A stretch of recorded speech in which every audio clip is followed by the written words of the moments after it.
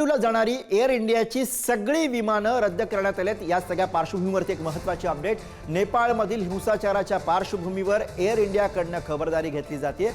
तर इंडिगोच्या 2 विमानांचं काठमांडूमधील लँडिंग हे रखडल्याची माहिती आहे। दिल्ली आणि मुंबईवरून निघालेल्या दोन्ही विमानांना लखनौमध्ये वळवण्यात आलेलं आहे। इंधन भरून दोन्ही विमानं ही मूळ शहरामध्ये परत येणार आहेत। हिंसाचाराच्या पार्श्वभूमीवरती एअर इंडियाकडून खबरदारी घेतली जाते आहे। इंडिगोच्या 2 विमानांचं लँडिंग सुद्धा रखडल्याची माहिती पुढे येते आहे। नेपाळमध्ये उद्भवलेली ही सगळी हिंसक परिस्थिती आणि त्यानंतर आता विमान सेवेवरती याचा परिणाम दिसतो।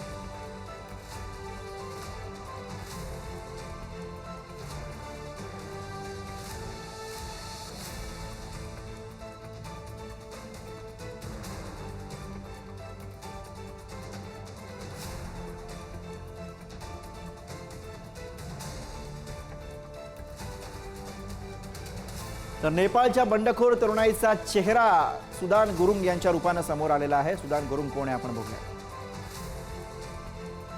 36 वर्षीय तरुणाच्या अहवालानंतर रस्त्यावरती नेपाळची तरुणाई उतरली। सुदान गुरुंग नेपाळच्या या बंडखोर तरुणाईचा चेहरा म्हणून ज्यांच्याकडे पाहिलं जात आहे। हामी नेपाळ नावाच्या स्वयंसेवी संस्थेचे संस्थापक आहेत सुदान गुरुंग।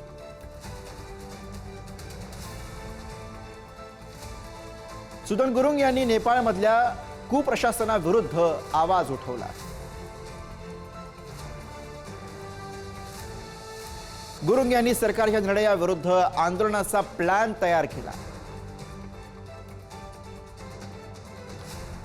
स्कूल गणवेशामध्ये पुस्तकं घेऊन आंदोलन करण्याचं आवाहन त्यांनी केलेलं होतं।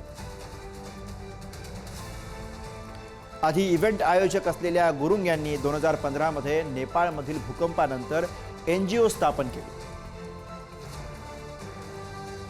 या भूकंपामध्ये त्यांच्या एका मुलाचाही मृत्यू झालेला होता।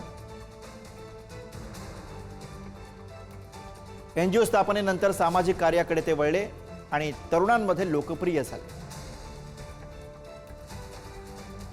नेपाळमधील घराणेशाही आणि श्रीमंतांविरुद्ध गुरुंग यांच्याकडनं सातत्यानं टार्गेट केलं जात होतं। नेपाळमध्ये 8 सप्टेंबरला आंदोलन करण्याचं इंस्टाग्रामवरनं गुरुंग यांनी आवाहन केलं।